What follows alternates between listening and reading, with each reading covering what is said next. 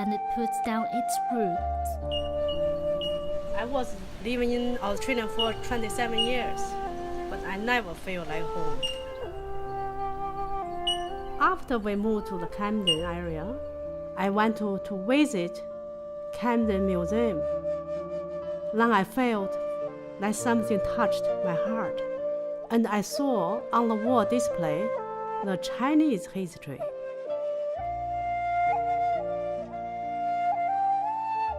The discovery of gold in the 1850s attracted many Chinese diggers to the Australian goldfields. But the White Australia policy compelled them to make their fortunes quickly and then return home.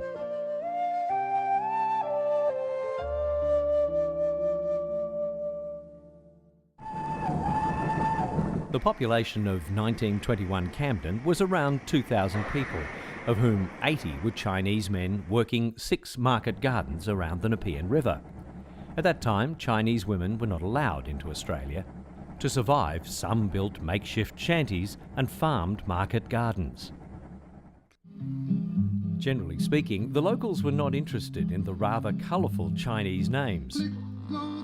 Young Sum Wong, Xiu Mi Wong, Chuck Bu Wong, Ki, Lao Sim Wong, Hojo Ling, Jack Young, Lin Chu Lo, Sang, Chin Lee, R.C., Wong Sao, Solomon Fung Nam, Albert Yen Hung.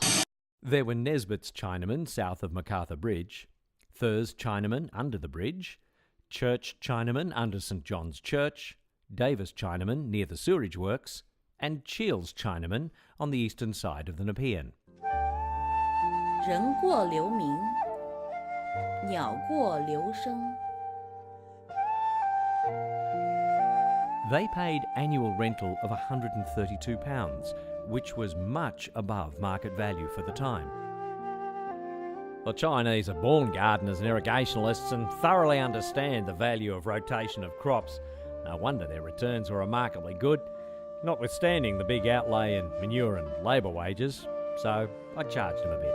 Early on Monday morning last, the body of a Chinese named Ah Chong was found on the railway line between the Camden Vale Milk Depot and the Camden Railway. A daring robbery took place on Thursday afternoon. The Chinaman, having finished the largest sum of money, was missed by the intruders. Ah Chong donated 1 shilling to the Farewell of Soldiers. Hop Chong contributed to the Camden community. He made generous donations of funds and vegetables to the Camden Cottage Hospital Appeal. £50, that's a sum representative of his total wages for the year. Would we donate a year's wages? You'll agree it was a really mighty token of gratitude, hence the name on the honour board of Camden Hospital.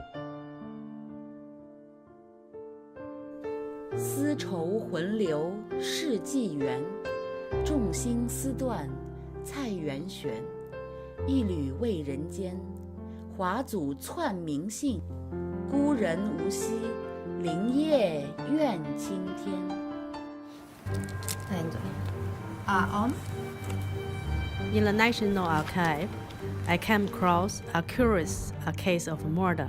So I engaged the service of commissioner and a magistrate. With their help, we can get the story straight. On that night, a number of Chinese, numbering about 11 or 13, were loading a truck which was parked on Macquarie Grove Road with vegetables. By the time they finished loading the truck, it was dark, and the Chinese men headed back towards their camp, which was about 300 metres from where the truck was. As they were walking back towards the camp in the dark, one of the Chinese men attacked another one with a machete. The victim fell to the ground effectively dead, and he fled into the bush. About 9 days later, 2 local youths, both of whom were about 15, were paddling a canoe in the Nepean River about 500 metres from where that Chinese market garden was, and they saw a beanie floating in the water. They called the local police, who attended, and by that time a body had surfaced. It's interesting, one of the newspaper reports from Brisbane actually, the Queensland Telegraph reported of the funeral of both men, Ming had many to wish him and wish his soul Godspeed on the journey to join his celestial fathers. He was a poor man, and so there was no roast pig. He had many little comforts, but as for Garnon, he had nothing but an alien funeral.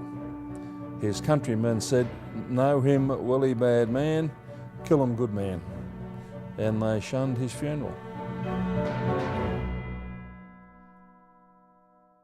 One of the newspaper reports that came out between the time of the death and the time the body was found was a quote from a Superintendent Pryor, who was in charge of the Criminal Investigation Branch in Sydney at the time, and his forecast was that the deceased would be found drowned in the river, and he based that on a 2,000-year-old Chinese philosophy called filial piety, which basically says that you, as a Chinese person, you won't be able to join your ancestors in the afterlife while you've got the blood of someone else on your hands. And the only way to recover that capacity or that ability is to take your own life before your own life is taken naturally. I don't know where it came from. The Superintendent Pryor seemed to know a bit about it because it's quoted extensively in one of the papers at the time. And I guess he would say in those days that my philosophy was proven to be true. Well, at the Coroner's Court, it seems the decision was arrived at very quickly and contrary to protocol, the coroner made a finding of suicide, which wasn't at the time and still not a finding that is capable of being made. The Crown Solicitor reprimanded the coroner who had made that finding, and that was subsequently deleted. It's interesting in terms of one of the witnesses, the deceased, Lo Kum Ming, was leading the file of men. Fong Young was next in line, I was third. I was carrying a lantern, which was the only light we had. The other Chinaman walked behind me. I saw Lo Kum Ming being struck by a man. I didn't know who the man was. I could not see too plainly. I became frightened, so I just sort of wonder whether there was some sort of, as I've indicated previously, reluctance to indicate him for whatever reason.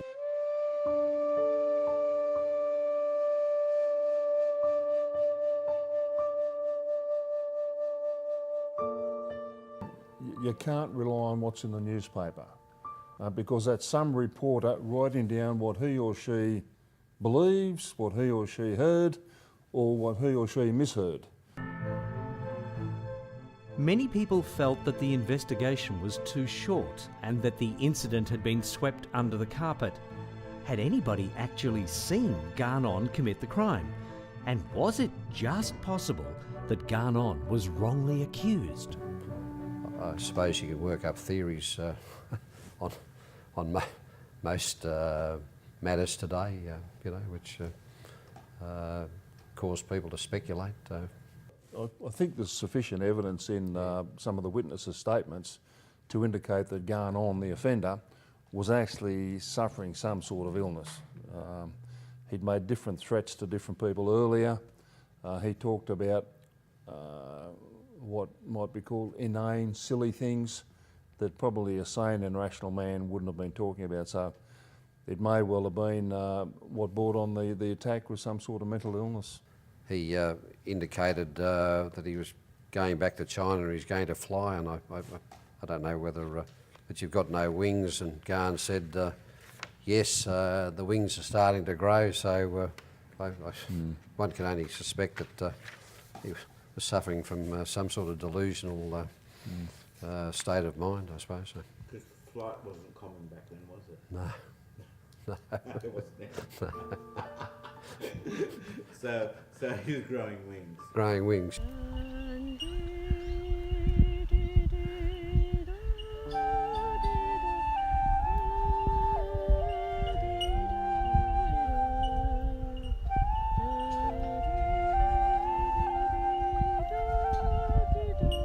The gardeners were wonderful Chinese people. They spent a lot of time looking after their land, and they looked after themselves too. That is a very good question. 您对这个政策有什么看法？有，所以我又写这本书的掉。对不起，我怎么说呢？很敏感的，当然有。I think the gardeners are wonderful people because they look after the soil, and they look after the earth, and they look after the country, and they have done a wonderful job in Camden. 我想呢，就是中国人不要看澳大利亚有种族的歧视，澳大利亚人也不用怪我们中国人对他有反感，这是这个目标。I think, that we will miss people like that. The friendship or love from Australian, everyone can do it. If I can do it, you and whoever could do it.